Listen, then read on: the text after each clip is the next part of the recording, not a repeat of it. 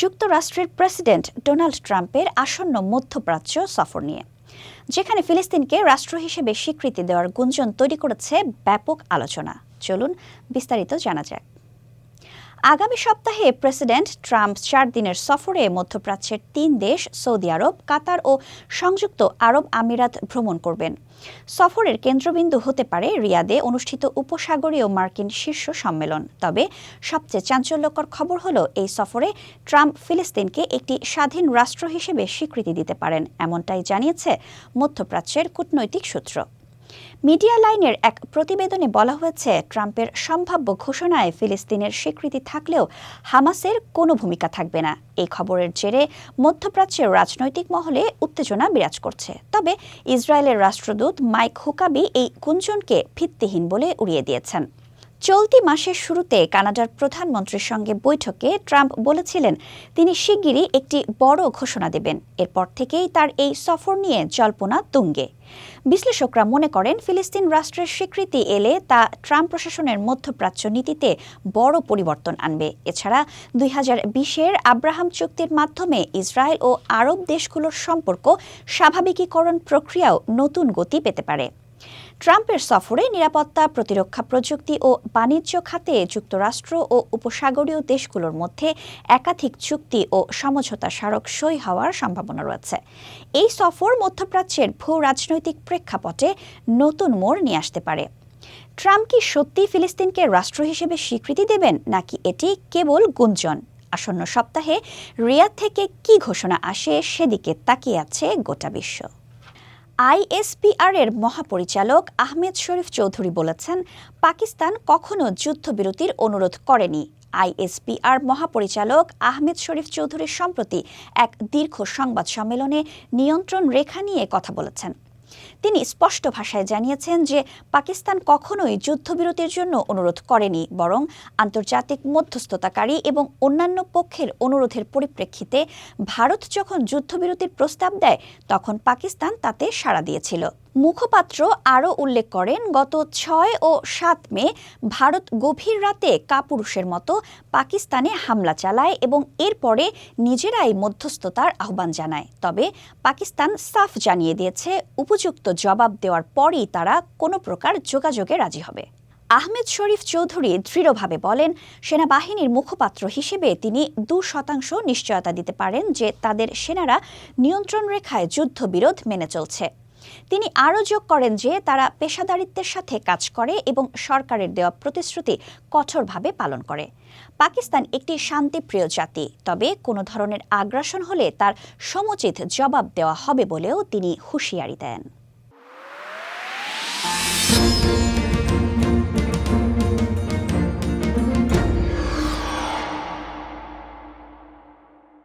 জন্মগতভাবে দুটি হাত না থেকেও মানিক রহমান নিজের অদম্য ইচ্ছাশক্তি ও পরিশ্রমের মাধ্যমে আবারও এক অনন্য দৃষ্টান্ত স্থাপন করেছেন।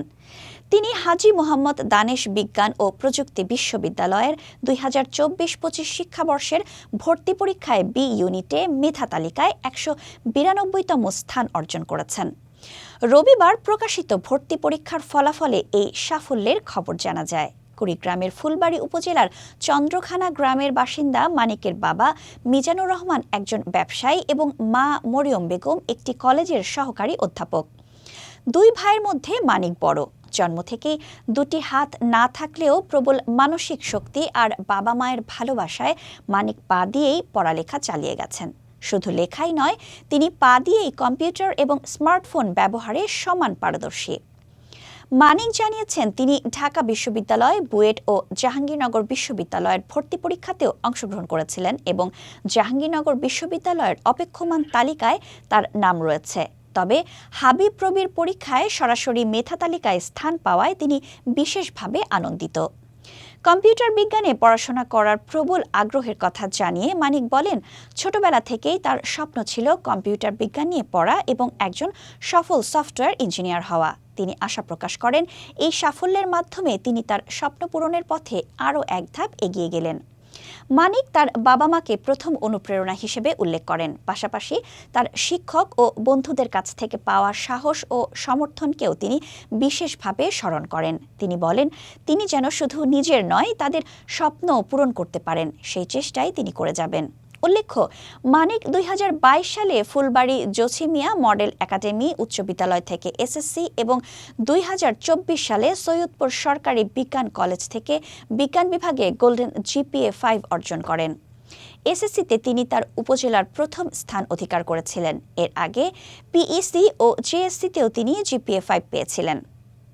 ছেলের এই অসাধারণ সাফল্যে গর্বিত মানিকের বাবা মা মরিয়ম বেগম মনে করেন, এই সাফল্যের মূলে রয়েছে আল্লাহর রহমত। তিনি বলেন, দুটি হাত না থাকলেও আল্লাহ তার ছেলেকে বিশেষ দক্ষতা দিয়েছেন এবং তার অদম্য মনোবলই তাকে আজকের এই অবস্থানে নিয়ে এসেছে।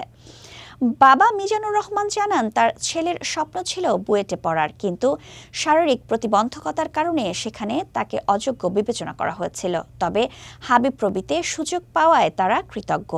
তিনি আশা প্রকাশ করেন, আল্লাহ যেন তার ছেলের সফটওয়্যার ইঞ্জিনিয়ার হওয়ার স্বপ্ন পূরণ করেন। খুলনা বিভাগের কারাগারগুলোতে ধারণ ক্ষমতার চেয়ে অনেক বেশি বন্দী থাকায় তীব্র গরমে বন্দীদের জীবন দুর্বিষহ হয়ে উঠেছে।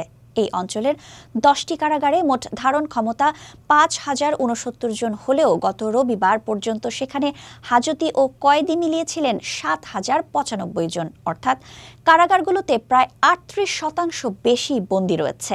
এমন পরিস্থিতিতে অসহনীয় গরমে বন্দীরা হাঁসফাঁস করছেন। কারা কর্তৃপক্ষ জানিয়েছে, কারাগারগুলোতে পর্যাপ্ত সংখ্যক ফ্যান থাকলেও তীব্র তাপপ্রবাহের কারণে তা বন্দীদের জন্য যথেষ্ট নয়।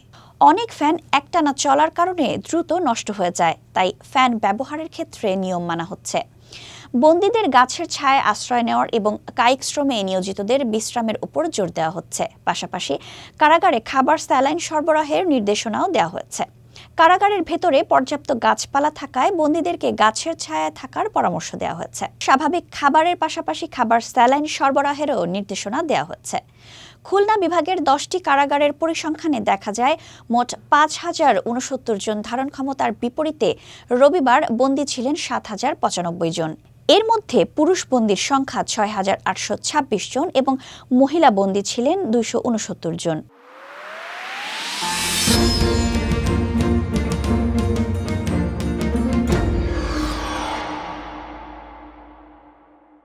নারায়ণগঞ্জের এক তরুণ প্রায় ১৮ বছর আগে কাঁধে উচ্চাকাঙ্ক্ষা আর হাতে মাত্র কয়েকশো ডলার নিয়ে পাড়ি জমিয়েছিলেন অস্ট্রেলিয়ার মেলবোর্নে। আজ তিনি সে দেশের অন্যতম সফল উদ্যোক্তা। তিনি মোহাম্মদ শামীম, অস্ট্রেলিয়া জুড়ে ১০৮টি সাবওয়ে আউটলেটের গর্বিত মালিক। এই বিস্ময়কর সাফল্যের পর এবার নিজের শিকড় বাংলাদেশের মাটিতে বিনিয়োগের পরিকল্পনায় এগিয়ে আসছেন শামীম। সম্প্রতি ঢাকায় অনুষ্ঠিত বাংলাদেশ ইনভেস্টমেন্ট সামিটে অংশ নিতে এসেছেন তিনি। প্রথম জীবনে মেলবোর্নের এক ছোট রেস্টুরেন্টে থালা বাসন পরিষ্কার করার কাজ করতেন শামীম। সেখান থেকে যাত্রা শুরু করে একে একে গড়ে তোলেন শতাধিক সাবওয়ে ফ্র্যাঞ্চাইজি। বর্তমানে তার প্রতিষ্ঠানে কর্মরত রয়েছেন ২,০০০-এরও বেশি কর্মী। বার্ষিক লেনদেন ১২০ মিলিয়ন অস্ট্রেলিয়ান ডলার। সাবওয়ে অস্ট্রেলিয়ার বৃহত্তম ফাস্টফুড চেইনগুলোর একটি। দেশটিতে এর আউটলেট সংখ্যা ১,২০০ ছাড়িয়েছে। শামীম জানান, এত বড় প্রতিষ্ঠানে কর্মরত ২,০০০-এর মধ্যে মাত্র ৬০ জন বাংলাদেশি। ভিসা জটিলতা ও প্রশিক্ষণের অভাবে দেশে থেকে কর্মী নেওয়া কঠিন হয়ে উঠেছে। তাই তিনি চান দেশে একটি দক্ষ প্রশিক্ষণ ইনস্টিটিউট গড়ে তোলার মাধ্যমে এই চ্যালেঞ্জ মোকাবিলা করতে। প্রতি বছর মশলা, মোড়ক সহ বিভিন্ন উপকরণে প্রায় ৩০ মিলিয়ন অস্ট্রেলিয়ান ডলার ব্যয় করেন তিনি, যার বেশিরভাগই আসে চীন থেকে। শামীমের বিশ্বাস, এর একটি অংশ বাংলাদেশে স্থানান্তর সম্ভব। এতে শুধু রপ্তানি বাড়বে না, বরং কর্মসংস্থান ও প্রযুক্তিগত দক্ষতাও বাড়বে। তিনি বলেন, আমরা ৫-৬ ডলারে যে শার্ট বানাই তা বিদেশে ৩০ ডলারে বিক্রি হয়। বিদেশিরা লাভ করলেও আমাদের উৎপাদন দক্ষতার যথাযথ মূল্যায়ন হয় না। দেশে বিনিয়োগ তার কাছে শুধুই একটি ব্যবসায়িক সিদ্ধান্ত নয়, এটি একটি হৃদয়স্পর্শী ব্যক্তিগত মিশন। শামীম বলেন, অস্ট্রেলিয়ায় গিয়েছিলাম বাবা মাকে ছেড়ে, ভাই বোনেরা এখনও দেশে, আমার হৃদয় এখানেই রয়েছে। তিনি প্যাকেজিং সুবিধা, ফুড প্রসেসিং কারখানা এবং প্রশিক্ষণ কেন্দ্র স্থাপনের মাধ্যমে দেশের জন্য কিছু করতে চান। তবে লাল ফিতার দৌরাত্ম্য ও অনিশ্চয়তা তার পরিকল্পনায় বাধা হয়ে দাঁড়ায়। আমি ভর্তুকি চাই না, চাই স্বচ্ছ, দক্ষ ও দ্রুত ব্যবস্থাপনা। ব্যাংকিং ও লজিস্টিক ব্যবস্থায় আধুনিকায়ন দরকার। বাংলাদেশের সরবরাহ ব্যবস্থা সম্ভাব্যতা যাচাইয়ে ইতিমধ্যে স্থানীয় সরবরাহকারীদের সঙ্গে আলোচনা শুরু করেছেন তিনি। খাদ্য প্রক্রিয়াকরণ খাতে যৌথ উদ্যোগ গড়ার জন্য খুঁজছেন অংশীদার। শামীমের বিশ্বাস, সঠিক পরিবেশ পেলে বাংলাদেশে বিনিয়োগ করব। এতে শুধু আমিই নয়, উপকৃত হবে শত শত পরিবার। আমি বাংলাদেশি, গর্ব করি। এখন সময় দেশের জন্য কিছু করার। এই বার্তাই দিতে চান শামীম। শুধু কথাই নয়, কাজের মাধ্যমেই দেশকে কিছু ফিরিয়ে দিতে চান তিনি। হোয়াইট হাউসের কাতার রাজ পরিবার এক বিলাসবহুল বোয়িং 747-8 জাম্বো জেট নিয়ে আলোচনা চালিয়ে যাচ্ছে। উদ্দেশ্য, এই উড়োজাহাজটি সাময়িকভাবে যুক্তরাষ্ট্রের প্রেসিডেন্টের জন্য ব্যবহার করা যেতে পারে এমনই সম্ভাবনা তৈরি হয়েছে। তবে কাতার সাফ জানিয়েছে এটা কোনো উপহার নয়। আলোচনা হচ্ছে শুধু সামরিক ব্যবহারের জন্য এবং হস্তান্তর নিয়ে। এই বিমানটিকে বলা হচ্ছে আকাশে উড়তে থাকা একটি রাজপ্রাসাদ। বিমানটির অভ্যন্তরে নকশা ও সুযোগ সুবিধা নিয়ে অনলাইনে ইতিমধ্যেই তথ্য ফাঁস হয়েছে। এই বোয়িং 747-8 মডেলটিতে রয়েছে একদম ওপরে একটি বিলাসবহুল lounge, master bedroom, club style sitting area আর একটি একান্ত অফিস রুম।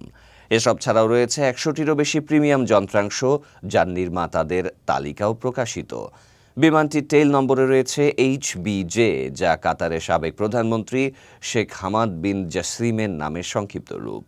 তিনি 2018 সালে ট্রাম্পের সঙ্গে সাক্ষাতের একটি ছবি ইনস্টাগ্রামে পোস্ট করেছিলেন। এবিসি নিউজের তথ্য বলছে, বিমানটির রেজিস্ট্রেশন নম্বর ও গঠন মিলে যাচ্ছে একটি ছবি এবং 2020 সালে তালিকাভুক্ত একটি বিমানের সঙ্গে। এমনকি চলতি বছরের শুরুতে পাম বিচ বিমানবন্দরে এই বিমানের দেখা মিলেছে বলেও জানা গেছে। 2025 সালের ফেব্রুয়ারিতে ট্রাম্প নিজেও বিমানটি ঘুরে দেখেছেন বলে জানা গেছে। তবে মার্কিন প্রেসিডেন্টের ব্যবহারের আগে নিরাপত্তা ও প্রযুক্তিগতভাবে বিমানটি বেশ কিছু পরিবর্তন আনতে হবে, এটাই নিয়ম। ওয়াল স্ট্রিট জার্নাল বলছে, যুক্তরাষ্ট্র সরকার এই বিমানে বিশেষ নিরাপত্তা প্রযুক্তি যুক্ত করবে। আর হোয়াইট হাউস যখন এই বিষয়ে কিছু বলছে না, তখন ট্রাম্প নিজের সোশ্যাল প্ল্যাটফর্ম ট্রুথ সোশ্যালে বলছেন, এই বিমান হস্তান্তর হচ্ছে সম্পূর্ণ স্বচ্ছ ও প্রকাশ্য একটি লেনদেন। শেষ কথা, এখনও নিশ্চিত নয় এই বিলাসবহুল বিমানে আর কোনো পরিবর্তন আনা হয়েছে কিনা। তবে যেটা নিশ্চিত, এটা শুধু একটি উড়োজাহাজ নয়, এটি একটি ভাসমান ক্ষমতার প্রতীক। অন্তর্বর্তীকালীন নিরপেক্ষ পরিবেশ বজায় রাখা, অন্যদিকে সমালোচকদের আশঙ্কা এই পদক্ষেপ বিরোধী মত দমন এবং ডিজিটাল স্পেসে নাগরিক অধিকার সীমিত করার হাতিয়ার হিসেবে ব্যবহৃত হতে পারে।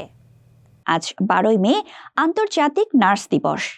এই বিশেষ দিনে আমরা সম্মান জানাই সেই সকল নার্সদের যারা আমাদের জীবনের কঠিন মুহূর্তে পাশে থেকে সেবা দিয়ে যাচ্ছেন। আজকের প্রতিপাদ্য, আমাদের নার্স আমাদের ভবিষ্যৎ, অর্থনৈতিক শক্তি নার্সিং সেবার ভিত্তি। কিন্তু আমাদের নার্সদের ব্যস্ততা কি বলছে, চলুন জেনে নেই। Society for nurses safety and রাইটসের একটি জরিপে উঠে এসেছে চাঞ্চল্যকর তথ্য। দেশের 92% নার্স মানসিক সমস্যায় ভুগছেন। আরও দুঃখজনক, 96% নার্স অতিরিক্ত কাজের বোঝা বহন করেও পাচ্ছেন কম বেতন। প্রাতিষ্ঠানিক বৈরিতা, রোগীর স্বজনের দুর্ব্যবহার আর উপযুক্ত কাজের পরিবেশের অভাব তাদের মানসিক স্বাস্থ্যের উপর গভীরভাবে প্রভাব ফেলছে। তবুও আমাদের নার্সরা হাল ছাড়েননি। বাংলাদেশে বর্তমানে 1,03,151 জন নার্স কাজ করছেন, যা বিশ্ব স্বাস্থ্য সংস্থার প্রয়োজনের মাত্র 33.77%। প্রতি বছর 36,240 শিক্ষার্থী নার্সিংয়ে ভর্তি হচ্ছেন আর গড়ে 12,000 নতুন নার্স পেশায় যুক্ত হচ্ছেন।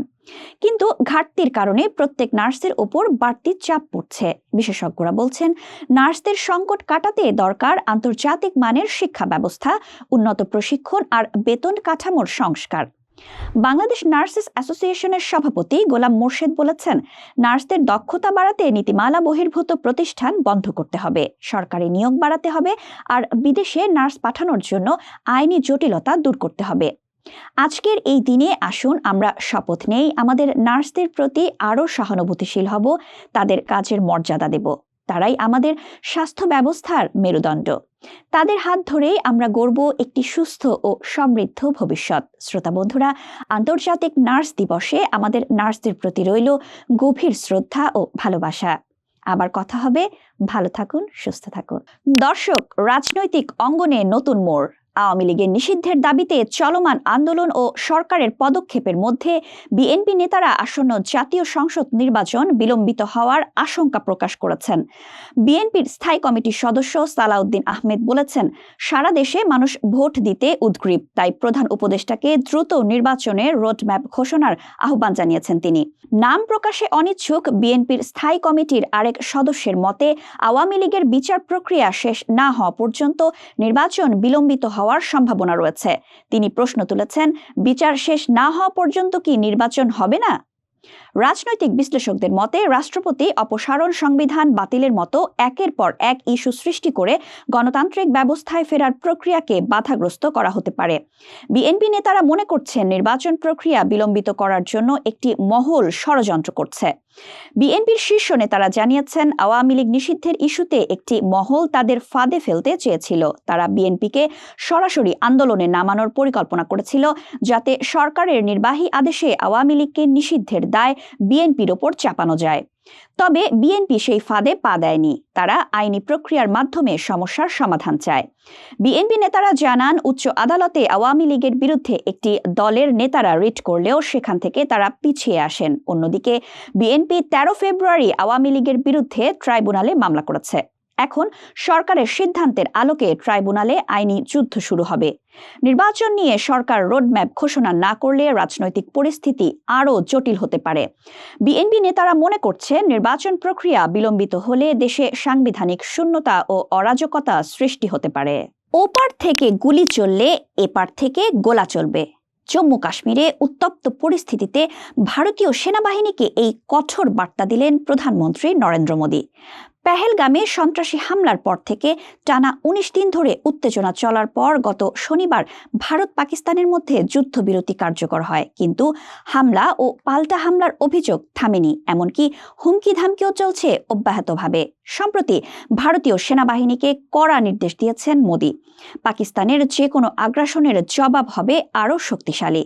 ভারতীয় সংবাদ মাধ্যম এনডিটিভি জানিয়েছে, মোদী স্পষ্ট বলেছেন, ওদিক থেকে গুলি এলে এদিক থেকে গোলাছড়া হবে। গত 22 এপ্রিল পেহেলগামে সন্ত্রাসী হামলায় 26 জন নিহত হয়। এরপরই পাকিস্তানের বিরুদ্ধে কঠোর পদক্ষেপ নেয় ভারত। সিন্ধু পানি চুক্তি স্থগিত, বাণিজ্য বন্ধ, এসব ঘোষণার পর উত্তাপ আরও বেড়েছে। পাকিস্তানও আকাশসীমা বন্ধ সহ পাল্টা ব্যবস্থা নেয়। এমন উত্তপ্ত মুহূর্তে মধ্যস্থতা করে যুক্তরাষ্ট্র। টানা আলোচনার পর শনিবার যুদ্ধবিরতিতে রাজি হয় দুই দেশ। মার্কিন প্রেসিডেন্ট ডোনাল্ড ট্রাম্প নিজেই এই শান্তির খবর দেন, কিন্তু শান্তি কি স্থায়ী হবে নাকি ফের লড়াইয়ের দামামা বাজবে?